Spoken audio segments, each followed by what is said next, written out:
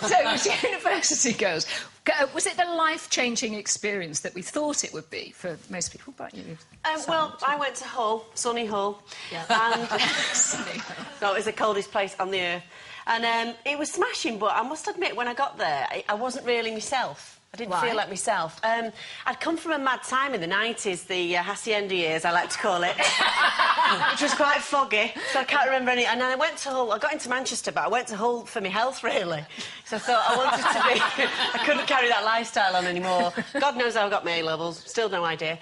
And it was... so it was very quiet, and it was a funny old place, because I was sort of very northern and very working class, which is great, I think. Well, you'd imagine Hull to be the same, Hull. Yes, Hull is, but it's funny, the universities are full of the poshest people I've ever met in my life. Is it? Yeah, unbelievably so.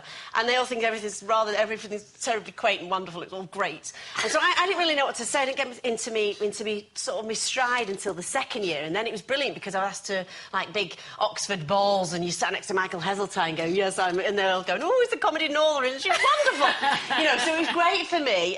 But, you know, it was fantastic meeting a different class of person. It opened my mind to everything. I remember meeting this guy from Belgium, and he was part of the royal family. Belgium? Really? And he ended up in Hull? In Hull, yeah. And he had this computer, and it was like one you could put on your lap in '92, and we were all going, oh, that'll never catch on. A laptop? No one's ever going to have any of them. Because he was so rich, he had, like, the first laptop, and it was just fantastic. It was a fantastic time. So, for me, it was not about the education at all. It was about expanding my mind and meeting other classes, other people. I can't even remember half of my degree, to be honest. But I don't think you're alone with that. English. When that first week, when you got there and you said they were all posh, did you stop talking? Yeah, I did, which is ridiculous. Or I had to have loads of drink, which is nothing's changed. But, you know, I had to sort of give myself confidence because I was quite conscious of the way I walked. Like that. You know, when that first week, I didn't go to university. I went to drama school because I thought university was just for the strengths. We've got a picture of you, Jen. Where am I? In those days.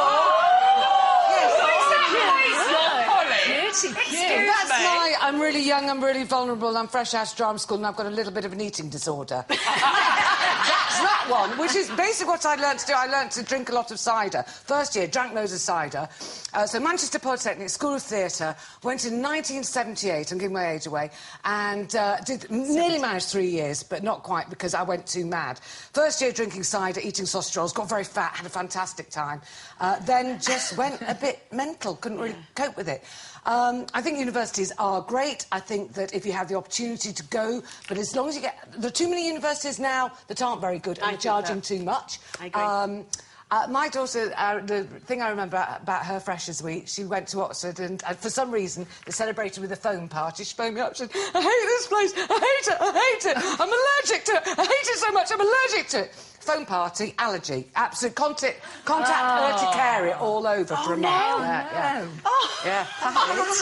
I remember going to college, I studied architecture, and I was the first person at my school that ever studied architecture, and in those days, back in the 60s, nobody, really, women, just did not study, working class women just never studied anything Janet, like... first person to look like this, I think, in an architecture degree. That's me in my first year at college, wearing a kind of fur coat I got down a jumble sale, and the glasses, Well, the best thing about... I studied really hard, then I did an entrance exam, and I went to the Architectural Association in London, which was like university status, one of the top schools in the world. It was really prestigious, and I was so thrilled that I went there. I sat the entrance exam, and I got in, and then day one, I was absolutely... I know it's hard for everybody to believe, but I was absolutely quaking. I had no confidence whatsoever. And I went into this great big room, and I looked around, and there were 95 boys and 5 girls.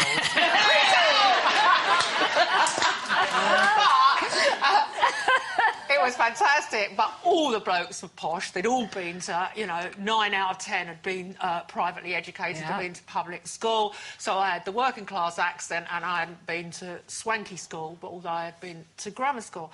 But those friends that I met on that first day and that Freshers' Week, I'm still friends with. So it's fantastic. We went on holiday together this year. So I think, although we saw... Yeah, we go on holiday together. We all still... The other thing is we all talk at once. We all put up with each other. And when you're all together, do you all draw pictures of houses? Yeah, we are. There are loads. They are. Two of them are still architects. Yeah, I was trying to knock walls through. That wall will look better now. Well, I was quite like you, actually, because I grew up in North Wales and I went to a comp, and I used to get about a bit from the age of 15, so I was going out with a nightclub owner, you know, like you do when you're 15. And so when I went to Cambridge when I was only 17. Gosh. And when I went for the interview, it was the first time I'd ever met someone who said bath. Oh. Never actually met anyone who said... Oh, grass. Grass. Instead of grass and bath, you Yeah, mean? grass and bath, yeah. God, that's a bit posh. So, anyway, I got in when I was 17 and I read engineering, which is pretty similar to you in the architecture, because it was like 300 blokes and 10 girls, something of that kind of order. Fantastic. Which was interesting. But it did change my life in a way, because I'd never met posh people before. They were all pretty much as you would expect. 1978, I went up, and they were all, you know, mainly, the vast majority had gone to a public school or a boarding school. So they were all 19, generally. And I thought they were so immature, because they'd never been out clubbing. Yeah. And they Oh, yeah, the boys that I was at college with, I couldn't believe it. They couldn't cook. They seemed to know nothing. Yeah. Because, obviously, I've been going down clubs and, you know, hanging out with musicians and stuff since I was 15 as well. Yeah. So it was funny to go to college and be with boys of my age who just seemed like 10 years younger. Well, there was this guy I was in halls, shared halls, and he was very, very terribly posh, and his mum and dad used to make him dress for dinner. And I remember... with a bow tie and just everything. like that in our house. Oh, yeah. And I went into the kitchen, and he said, would you like a cup of tea? And I said, oh, it'd be lovely, love, yeah.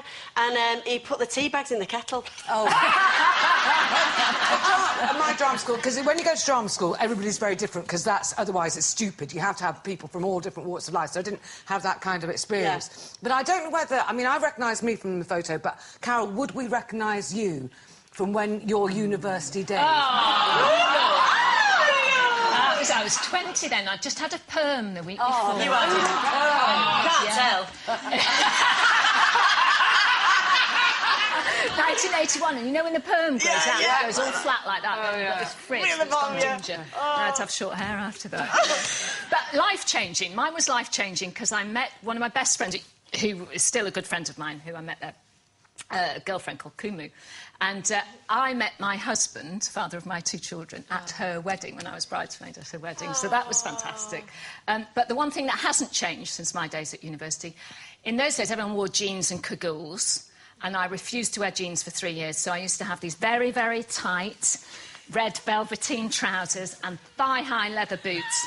And a shirt open to down there, so nothing's changed since those days. But it was fantastic. Yeah. And obviously we wish everybody who's going off to uni in the next couple of weeks all the very best, particularly my daughter, who is going to behave. So she said. We want to know what